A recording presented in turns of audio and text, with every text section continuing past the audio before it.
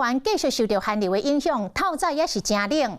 有气象的社团来抛出到2016年的统计资料，当时玉山是降到零下8度，经过8年，这届寒流发威，玉山是来到零下11度，已经超过2016年的霸王级的寒流了。最近台湾的天气变化真大，都从外国人拢真有感觉，因来打出着一张体感变化的图来观算笑讲。台湾唔是一年四季，应该是一年5季才对。除了春夏秋冬，也有一季就是乱季。明明昨才穿短袄啊，今仔日煞爱穿袖啊。山顶落雪，玉山将做金白色的世界。气象站的太阳能板看前高度的白雪，非快速点遐会当看到气象站的工作人员伫咧清这雪。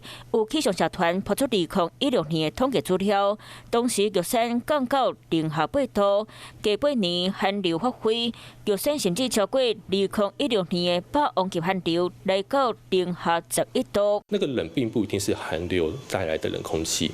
有时候玉山它的高山气候比较特别，它只要相对是比较干的天气，稍微冷一点点，它就会到清晨辐射冷却就到-18度。台湾秋冬的天气千变万化，和外国人拢看甲刚刚起。笑讲秋冬之际天气是互人三无涨，个本身笑讲台湾毋是一年四季。应该是一年5季。90度的交角代表说，如果是一个冷空气从最冷的地方从北边一直往下吹过来的时候，北边是越冷嘛，南边越接近赤道越暖嘛，它有一样的温度分布。这时候它的风向大概都会跟它呈现一些角度哦。那你刚刚说一定要90度吗？这也不一定，主要它的源头。